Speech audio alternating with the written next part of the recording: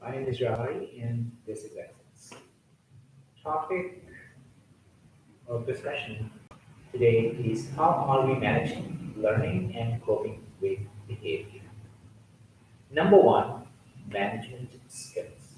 Second, managing classroom episodes. Third, coping strategies. And fourth, discipline. These four things are needed. Number one, first thing is management skills, and that is wittiness. Wittiness is something that, when a teacher is teaching in the classroom, the teacher should have understand what he is doing, what is wanted, by keeping an overall. The teacher must have insights on all the overall things, activities that are going on, the people who are present, and similarly, you should also know the beginning, the end, and the transitions. Second thing is overlapping. Some of the areas they may overlap, so the teacher should know whether it's reinforcement or it is to consolidate ideas. So you should be. Number three is pacing. That is your speed at which you continue the lesson. If you focus introduction, should have 5 minutes. It should be very interesting. And then when you develop the lesson, you deliver the main lesson, that should be, it should consume more time. Similarly, for activities, you should have some time. Or in other words, you can divide the lesson into three P's. Number one, presentation stage. Number two, practice stage. Number three, production stage. So you can divide the time into these three.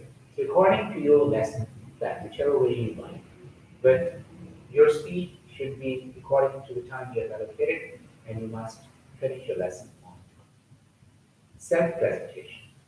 You are the agent of change in the classroom, and you should present yourself in such a way that your lesson, you must reflect to your lesson. And it must show that you are deeply interested in the topic that you're teaching, you are well prepared, and you are absorbed in the lesson. Lesson is you, and you are the lesson. Your subject, you love your subject, and you are well versed with the art of teaching and delivery. Two, second, now I will start second point, and that is managing classroom episodes. That's very important point. And it's equally important. Number one, the beginnings. Number two, the transitions. Number three, crises and endings. First thing is the beginning. When you start lesson every day, try to start a new lesson with a new thing. Don't try to repeat the same activities, everything. Your students will lose interest. Students must be excited that today we are going to learn something new. Because excitement is good. Don't kill this excitement just because you can experiment for that. Always love your profession. Plan and try to have something new, just surprise them, excite them, motivate, inspire them. The beginnings are very important, but beginnings should not be too long. It should be short, interesting, catchy, and that's when you should be very interested and engaged. So basically, you want to start your lesson and you want to engage your students with this your lesson as well. Then transitions. When you go from one point to another, transition should be smooth, well linked, and proper transition movement from one step to another. It must have rhythm in it, and it should not be as if something is broken and you're starting something new. When we take a lesson, a holistic way lesson, it should be like a step, gradual movement from one point to another, just like when a dancer, he or she is dancing.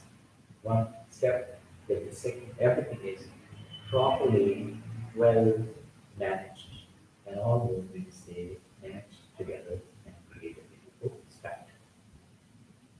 Or when a bird flies, with that flight soaring up, coming down, everything, that it does not interrupt the bird. The bird doesn't fall down. So in your lesson, you should not fall down. Or like the abrupt ending in the lesson, that will, you should avoid that. And that will be when you know well your transition, you plan. Crises, sometimes there are problems, like light goes out, or your computer shuts down, or a student falls off the chair, or something happens. Students can do that, or there can be an earthquake. In all big and small, students must be prepared. Like in Japan, there's a lot of earthquakes or two so students are well trained about this. Now it's coronavirus, the students should know about it. So there's a lot of other issues that are very common sometimes in those cases. And everyday minor problems, crises are very common. So you should be ready for that. And you should try to overcome those crises and restart the learning and teaching. And the endings of it. For an ending, what was the purpose? Have you achieved that purpose? The objective achieved or not?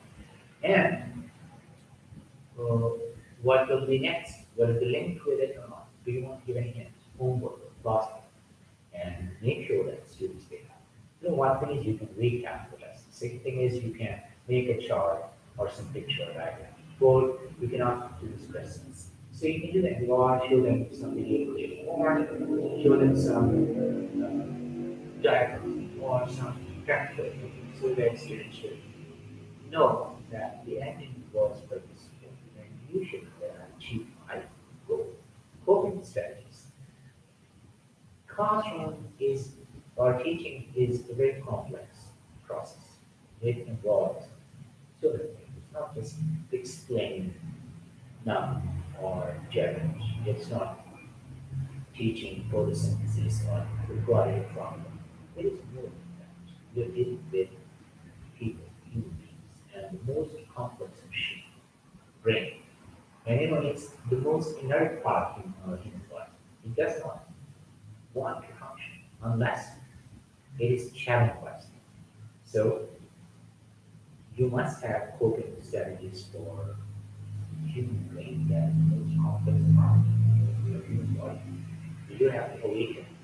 You have to make human brain cells more active. Of each and every student. So you should be ready for that. Discipline. Discipline means you should be organized, you should be on time, you should be well prepared, you should have all the material. And discipline also means that the class must be ready and willing to learn. And you can do it by being strict, no, but firm. You must be firm. You must be vigilant. You must be active. And you should know the art of keeping students' interest alive in the class. That is the best way to discipline your students. Last word, motivate. Inspiration to be great teachers, inspire students. Thank you very much. Good luck. See you with another video very soon.